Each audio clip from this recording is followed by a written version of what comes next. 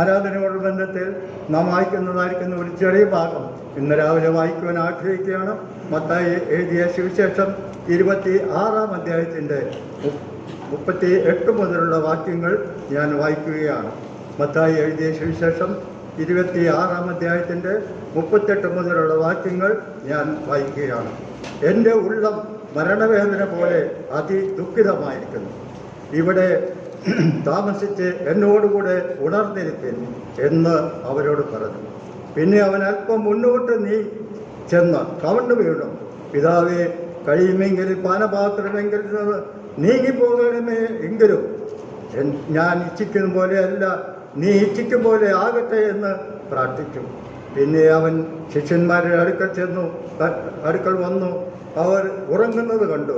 പത്രോസിനോട്, എന്നോടുകൂടെ ഒരു നാഴിക പോലും ഉണർന്നിരിപ്പാൻ നിങ്ങൾക്ക് കഴിഞ്ഞില്ലയോ? പരീക്ഷയിൽ പെടാതിരിപ്പാൻ ഉണർന്നിരുന്ന് പ്രാർത്ഥിപ്പേ. ആത്മാവ് ഒരുക്കമുള്ളത് ജഡമോ ബലഹീനം മാത്രമേ എന്ന് പറഞ്ഞു. രണ്ടാമതും പോയി, പിതാവേ, ഞാൻ കുടിക്കാതെ ഈ പാനപാത്രം അത് നീങ്ങിക്കൂടായെങ്കിൽ നിന്റെ ഇഷ്ടമാകട്ടെ എന്ന് പ്രാർത്ഥിച്ചു. അനന്തരം അവൻ വന്നു. അവൻ കണ്ണിനെ ഭാരം ഏറുകയാൽ പിന്നെയും ഉറങ്ങുന്നത് കണ്ടു. അവരെ വിട്ട് മൂന്നാമതും പോയി ആ വചനം തന്നെ ചൊല്ലി പ്രാർത്ഥിച്ചു. കർത്താവ് കഷ്ടാനുഭവങ്ങളാൽ തികഞ്ഞവനായിരിക്കുന്ന ആ അനുഭവത്തെക്കുറിച്ച് നമ്മൾ വായിക്കുകയാണ്.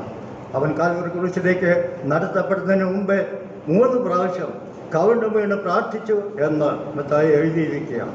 നമ്മുടെ കർത്താവ് മനുഷ്യപുത്രനായി ഭൂമിയിലേക്ക് അവതരിച്ചവൻ, ദൈവരൂപത്തിലിരുന്നവൻ, നമ്മെ പ്രതി നമ്മുടെ പാപം വഹിപ്പാൻ തക്കോണം അവൻ നമുക്ക് വേണ്ടി താണ ഭൂമിയിലേക്ക് ഇറങ്ങി വന്നപ്പോൾ അവനായിപ്പോയ അവസ്ഥകളെ വ്യാനിച്ചുകൊണ്ട് നമുക്ക് ദൈവസന്നിധിയിൽ ഹൃദയാംഗമായിരിക്കുന്ന സ്തുതിയും സ്തോത്രവും അർപ്പിച്ചുകൊണ്ട് അവനെ വീണ് നമസ്കരിച്ച് ആരാധിക്കാം.